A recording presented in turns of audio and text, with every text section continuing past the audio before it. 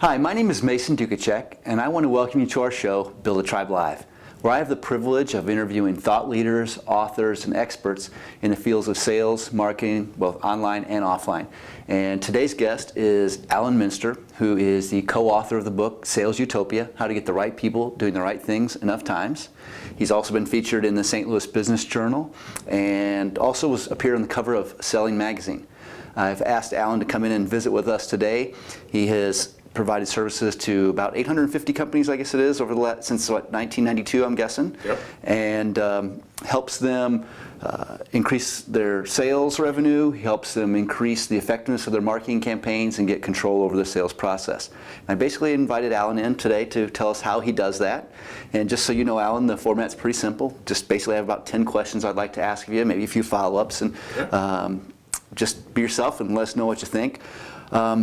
Before we dive into the questions and the meat of the interview, my favorite thing to start off a show is really just to give you a chance to tell us a little bit about yourself and why it is that you do what you do and why you're in the business you're in. Sure. Well, I've been in professional selling for about 35 years, and I found that almost all salespeople struggle with several things. Number one, they get busy doing the business.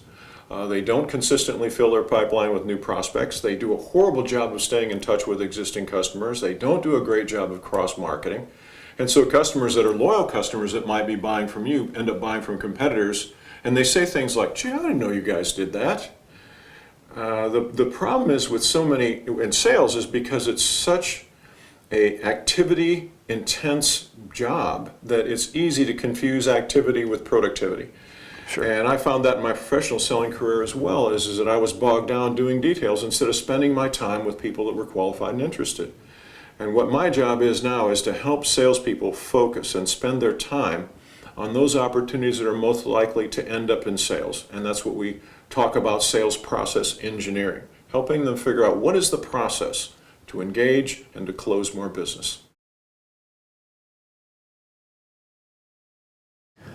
Can you give me an example of a typical or common problem that you help companies deal with and how you handled it?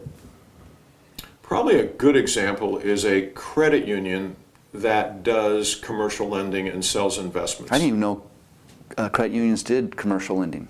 No, and that brings up the really number one challenge that they have. The number one challenge that credit unions that do business lending and investments have is that nobody considers them. I've been a member of a credit union since I was in high school. And since we started this company, I can't tell you how many tens of thousands of dollars that we borrowed on line of credit and expansion, Sure. designing software. We never even considered the credit union. I They wouldn't didn't have have either. top of the mind awareness. No idea.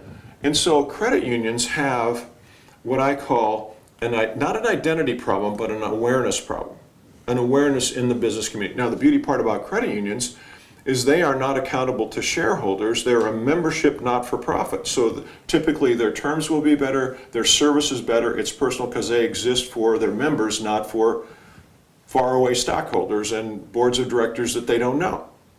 So the biggest problem that they have is awareness. So what we do with our credit union clients, as an example, is we will help them build a list of people that they specifically want to do business with. Okay. Then initiate a campaign of systematic, persistent contact with those people with the intent of developing top-of-the-mind awareness. What do those contacts look like? Well, we believe that you have to use multiple channels of communication, and that is, if you think about it, unless you're going to knock on somebody's door, there's Right. only a handful of ways of contacting anyone.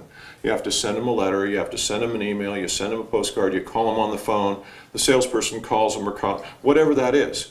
And so what we do is we encourage people as they look at a campaign to integrate multiple channels of communication with a consistent message. Again, understanding that it takes 8 to 10 contacts just to get somebody. And that way you don't have all your eggs in one basket. That's right. And I don't know how, I get some days I'll get as many as 300 emails. And these are all people that I either know or some of them are unsolicited, but I've subscribed to them. I don't have that much time. Right.